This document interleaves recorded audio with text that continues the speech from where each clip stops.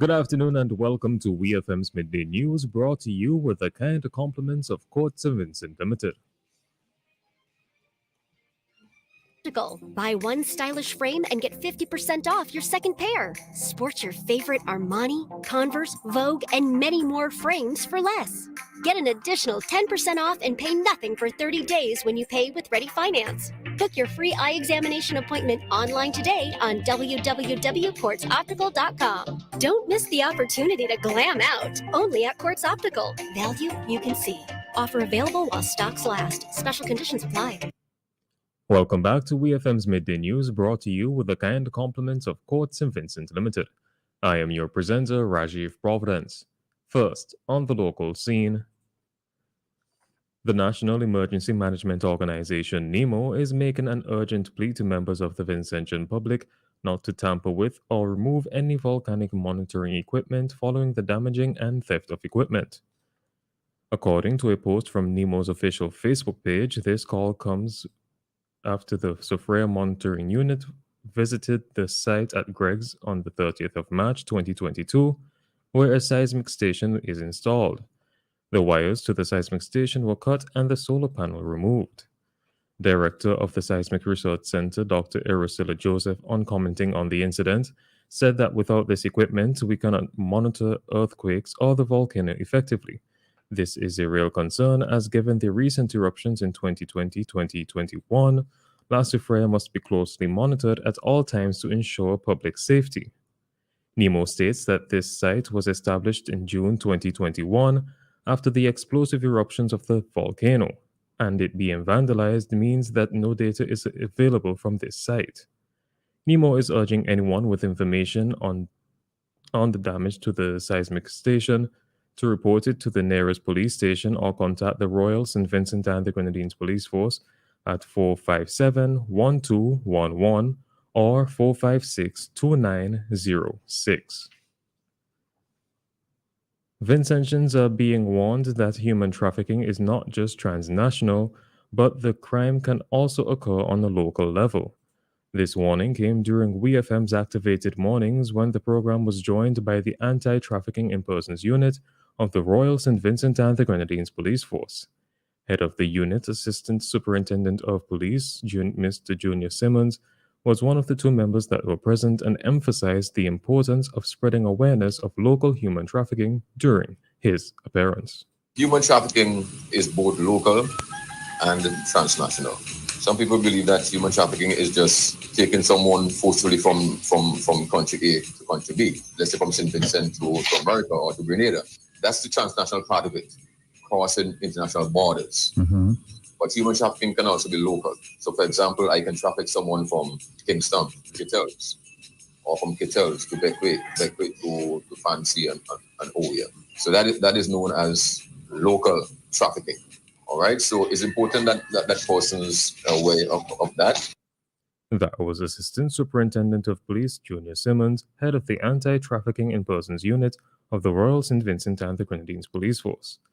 The Anti-Trafficking in Persons Unit, ATIPU, of the Royal St. Vincent and the Grenadines Police Force will commemorate its 10th anniversary on Thursday, April 7th, 2022, under the theme, I Deserve to be Free, Don't Traffic and Exploit Me.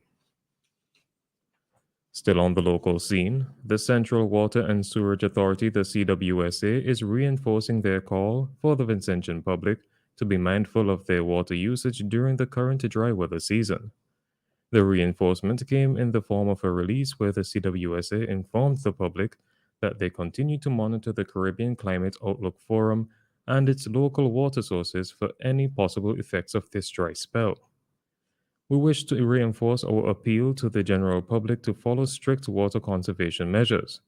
We also encourage our customers to have adequate water storage containers for cases of extreme emergencies.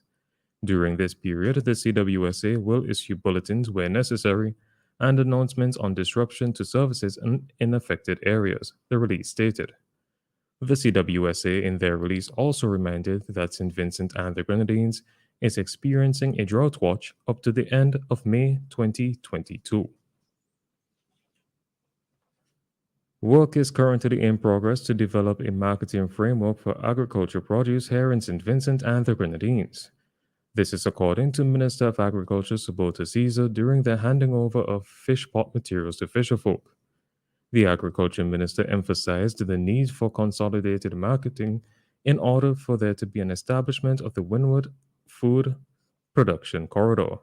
We hear more from Minister Caesar. We are also working to establish a marketing framework for agriculture produce in the country. Historically, there was a platform through the St. Vincent and the Grenadines Marketing Corporation, and there is a need today for consolidated marketing if we are to produce and establish the Windward's Food Production Corridor.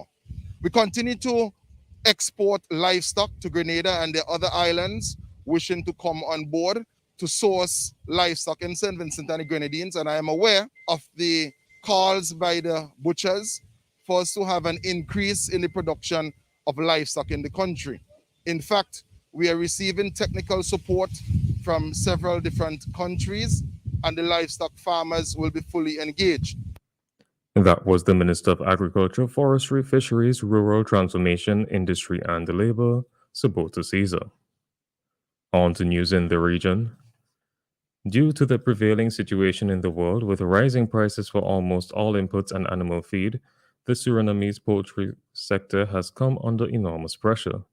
In addition, there are also problems between a hatchery and the Ministry of Agriculture, Livestock and Fisheries regarding the import of hatching eggs from the Netherlands. The ministry has banned the import of the eggs from the Netherlands because of the outbreak of bird flu in the European country. But poultry farmers said there is also an outbreak of the flu in at least 10 states in the United States, and the authorities have not moved to ban the importation of hatching eggs from that country, resulting in a lawsuit being filed against the ministry.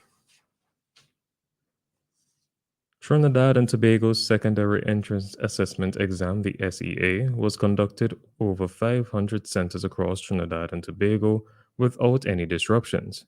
TNT's Ministry of Education announced this in a press release on Thursday. According to the statement, though 19,189 students were registered to write the examination, 193 did not. Less than half of the figure was absent as a result of COVID-19. The initial data showed that a total of 193 students in Trinidad did not write the exams as planned today. Reports from principals indicate that 44 of those students were absent due to COVID-19 related reasons. No explanation was given for the remaining 149. However, it was assured that the absentee students will be given another opportunity to take the test. On the international scene, Russian forces in Ukraine are regrouping to double down on their attacks in the east of the country, according to NATO's Secretary General. Russia is trying to regroup, resupply, and reinforce, Jens Stoltenberg said. The UK said Russia was bringing in between 1,200 to 2,000 troops from Georgia as reinforcements. Moscow said on Tuesday that it would reduce military activity in northern Ukraine and to focus on liberating the Donbas region in the southeast. Mr. Stoltenberg said Russia's aim of pursuing a military outcome had not changed. We see continued shelling of cities, and we see that Russia is repositioning some of the troops, moving some of them around, most likely to reinforce their efforts in the Donbas region, he said. At the same time, Russia maintains pressure on Kiev and other cities, so we can expect additional offensive actions, bringing even more suffering. Echoing Mr. Stoltenberg's remarks, the UK's Defense Secretary Ben Wallace warned that Russia's change in tactics was not a retreat. And finally, in sports, Naomi Osaka fought back to beat Belinda Bencic and set up a Miami Open final against incoming world number 1 Iga Swiatek of Poland. Japan's Osaka beat the Swiss to reach her final since she won the 2021 Australian Open. She is now ranked 77th in the world as she continues her return from a break from the sport. Second seed Swiatek, who won the Indian Wells title last week, beat American Jessica Pegula. Swiatek is the first player to reach the finals of both American hard court events since Victoria Azarenka, who won both tournaments in 2016.